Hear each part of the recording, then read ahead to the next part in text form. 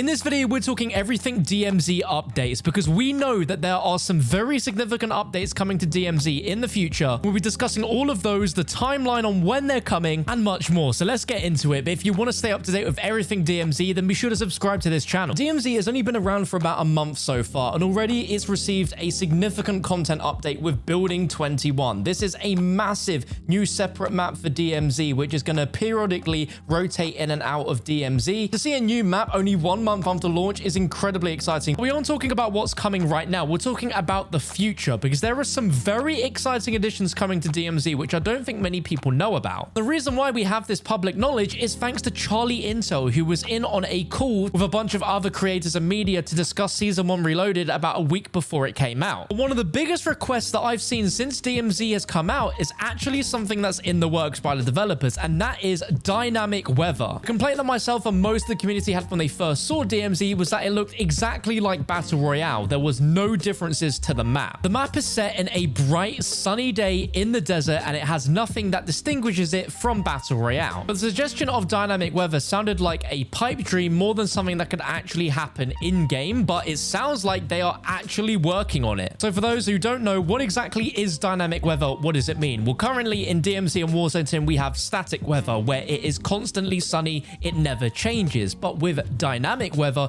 we can have variables in the exact sort of weather that we experience in the game, ranging from sun to suddenly rain, thunderstorms, lightning. Now, I'll obviously play a major role in the lighting in the game, where no longer will it be bright and sunny and very vibrant, but we could have very dark, moody weather elements that will change the entire look of the DMZ experience, from the map, the lighting. It would be absolutely insane. And we know that they have the capabilities of having a nighttime version of this map because we can already play a nighttime version within one of the Spec Ops missions. But imagine how high stakes and how intense DMZ would be if this is how it looked during specific runs of the game where it was set at night rather than day. It would be absolutely crazy. And the fact that they've heard that feedback and they're working on it is really exciting. Although with the wording still in the works, it doesn't sound like we should expect this anytime soon. I wouldn't even say Season 2, maybe even Season 3. But we also have another massive official confirmed update that in Season 2,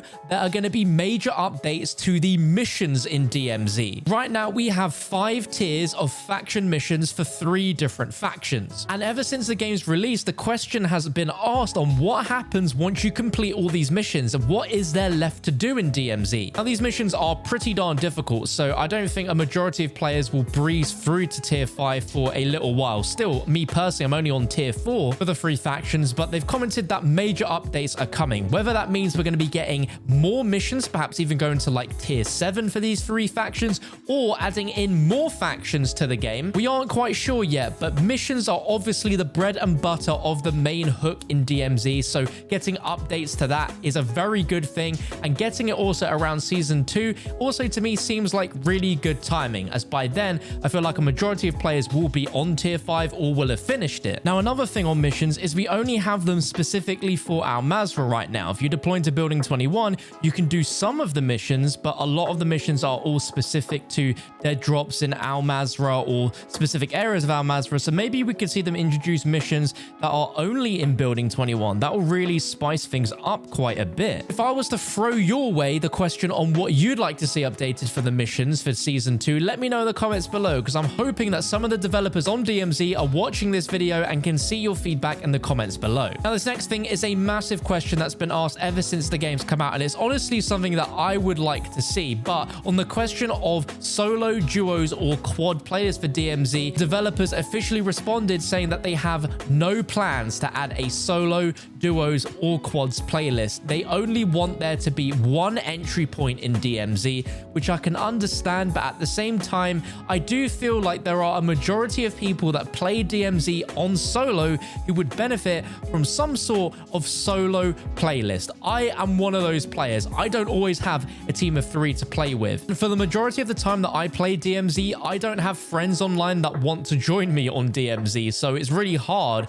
to play in a trio all the time. So so I just play solos a lot of the time, and you are at a disadvantage when you are playing this mode on solo. So I hope at some point they might review this decision and maybe come up with some way, perhaps in season 2 or 3, for there to be some sort of solo friendly playlist or something to help solo players out just a little bit. Even just spawning in with a self-revive or something would be nice. Let me know if you agree or disagree in the comments below. But that ends for the developers' official wording, but we know that there are some other huge DMZ updates coming at some point season 2 onwards, and it's leaked a few weeks ago of a brand new map coming to DMZ that is not Building 21 but something entirely separate. Around 2 weeks ago on the COD Warzone subreddit, an image was leaked showing the overview of a brand new Resurgence map coming to Warzone with the ability for it to be a DMZ map. Further on from that, we've seen leaked promotional images as well as a leaked in-game shot of one of the several POIs that are going to be part of this map,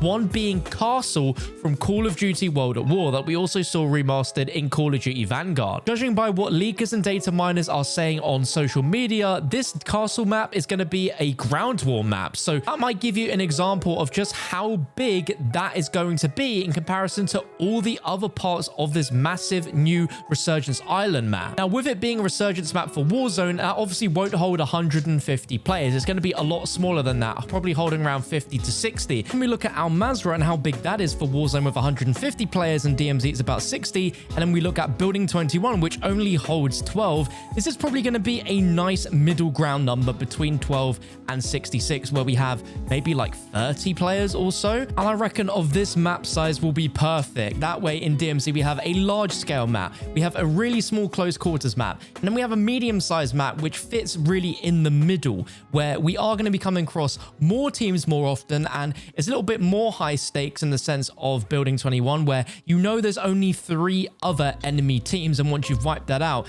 then you're pretty much clear to go. It's just the AI you got to contend with. But with this medium-sized map, you know that there will always be other players alive all the way to the very end, like we see with Al Mazrah. And then when you think that's all said and done, we also have the teaser in the campaign of the region Las Almas being the next Warzone Battle Royale map for 2023 onwards. I mean, when you see this map, it just looks exactly like a BR map, and it does make sense that we've had Al Mazrah right now as a massive world region, and that can stay as the world region for the entirety of the 5 seasons. But then for this year 2 of Modern Warfare 2, if we are going to get a brand new Warzone map the same size and scale as Al Mazrah, well, it just makes sense for it to be Las Almas, and then we'll have Las Almas in DMZ. So when you look at it, we already have Al Mazrah. You also have Building 21, which appears and then disappears seemingly multiple times a week. And then season 2, we're going to be getting a Resurgence map for DMZ that's going to have Castle from World at War, as well as a ton of other POIs, which we know is coming, but